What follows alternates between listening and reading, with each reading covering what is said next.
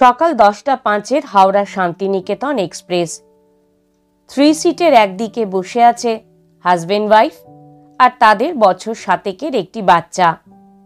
বাচ্চাটি যেখানে বসেছে তার ঠিক মুখোমুখি বসেছে 27-28 বছরের একটি ছেলে। ছেলেটির পাশের সিটে রয়েছি আমি।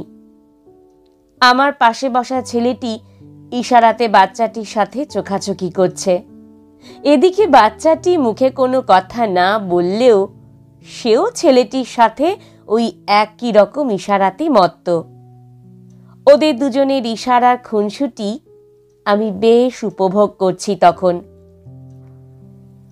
সাধারণত যা হয়, পাশাপাশি বসলে কতক্ষণ আর মুখ বন্ধ করে থাকা যায়।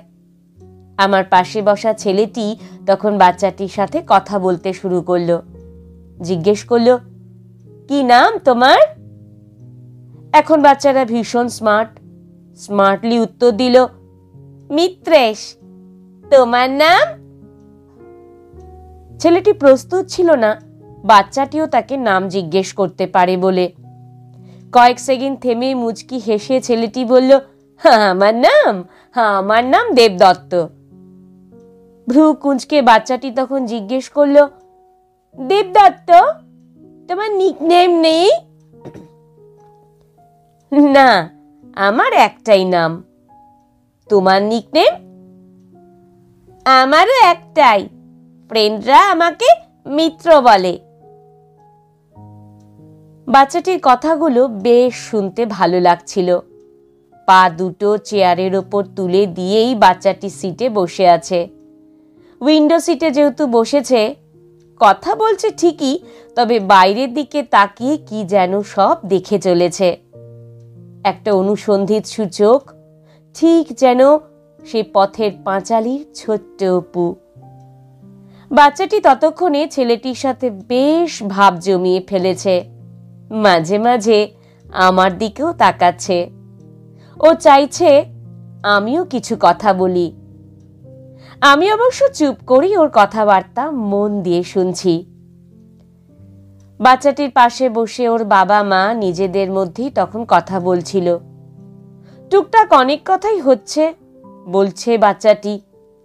হঠাৎ করে বাচ্চাটি ছেলেটিকে বলে বসলো, তুমি মোবাইলটা পকেটে রেখে দিয়ে আমার সাথে কথা বলো। ছেলেটিও সঙ্গে সঙ্গেই মোবাইলটা পকেটে রেখে জিজ্ঞেস করলো, কোথায় যাচ্ছ তোমরা? শান্তিনিকেতন। আমার বাবারও ছুটি, মায়েরও ছুটি, দুজনেরই ছুটি। আমরা ছুটি কাটাতে যাচ্ছি। শান্তিনিকেতনে কি কি দেখার আছে তুমি জানো? আমি কিন্তু জানি, অনেক কিছু আছে সেখানে। ও তাই? তুমি আগে কখনো গেছো? যাইনি, তবে জানি। আমার মা বাবা দুজনেই বলেছে অনেক সুন্দর জায়গা। বুঝলাম কল্পনেত্রে অপুর মতোই বাচ্চাটি কল্পনাপ্রবণ। বাচ্চাটির সাথে কথা বলতে বলতে বাচ্চাটির বাবা মাও এবার এই ছেলেটির সাথে গল্প জমালো। কোথায় থাকে, কি করে, ইত্যাদি ইত্যাদি প্রশ্ন। এবার ছেলেটি জিজ্ঞেস করলো, আপনারা দুজনেই বুঝি জব করেন? ভদ্রলোক বললেন, আমি ব্যাংকে জব করি। আর বৌদি, আপনিও কি ব্যাংকে? ভদ্রমহিলা কিছু বলার আগেই ভদ্রলোক উত্তর দিলেন, বললেন, বৌদির অফিস বাড়িতেই। ছেলেটি কি বুঝলো জানি না, একটু থেমে বলল, আমি ভাবলাম বৌদিও জব করেন। তখন আপনার ছেলের সাথে কথা বলছিলাম, ও যখন বলল বাবা মা দুজনেরই ছুটি, তাই ভাবলাম বৌদিও বুঝি জব করেন।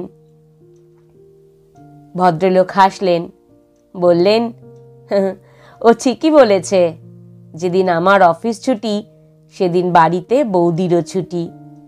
আমি ছেলেকে এটাই শিখিয়েছি। আমি অফিসে গেলে ওটা যেমন জব, তেমনি বাড়িতে থেকে বাড়ির কাজটাও একটা জব। আমি ইনকাম করি, কিন্তু সার্ভিসটা দেয় তোমার মা। তাই মা কিছু করে না, মা হাউসওয়াইফ, এমন শব্দটাকে শেখায়নি। এটাও ছোট থেকেই শিখে গেছে যে মানুষটা বাড়ির কাজ করে সে কখনো বেকার হতে পারে না, এমন ভাবনাতেই ও অভ্যস্ত। এমনকি ভবিষ্যতে ওর যে জীবনসঙ্গিনী হবে সে যদি জব নাও করে সে তার প্রাপ্য সম্মানটুকু ওর থেকে পাবে। খুব সত্যি কথা কি জানেন, এই যে সকাল 8টায় অফিস বেরিয়ে যাই, আমার টাইমে খাওয়া দাওয়া, তার আগে অনেক সকালে উঠে রান্না, হাতের কাছে আমার প্রয়োজনীয় জিনিস রেখে দেওয়া, সংসারে কোনটা প্রয়োজন, কোন জিনিসটা আছে কোনটা নেই, ছেলের পড়াশোনা, তার যত্ন, সবটাই তো ও করে। এই যে সব কিছু ঠিকঠাক করে চলছে সবটাই তো ও চালাচ্ছে। হাউসওয়াইফ শব্দটাই তো বিচ্ছিরি, মনে হয় বেকার থাকার অপর নাম হাউসওয়াইফ। আমাদের সংসার, তাই দায়িত্বটা দুজনেরই। ও যে সার্ভিসটা দিচ্ছে সে তো অনেক বড় একটা ব্যাপার। ওর সহযোগিতা ছাড়া আমার পক্ষে বাড়িতে থেকে যাতায়াত করে জব করা সম্ভব হতো না।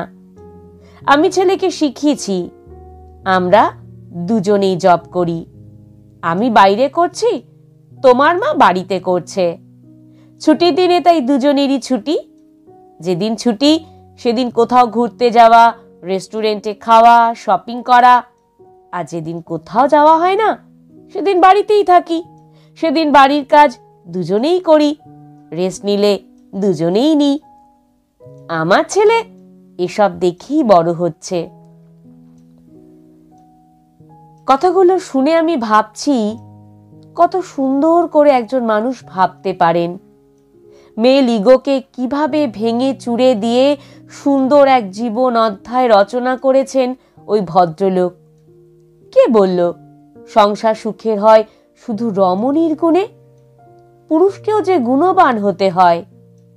হাউস হাজবেন্ড কথাটা যদি পুরুষের ইগোতে লাগে তাহলে বলবো হাউসওয়াইফ শব্দটা নারীর ইগোতেও লাগা দরকার।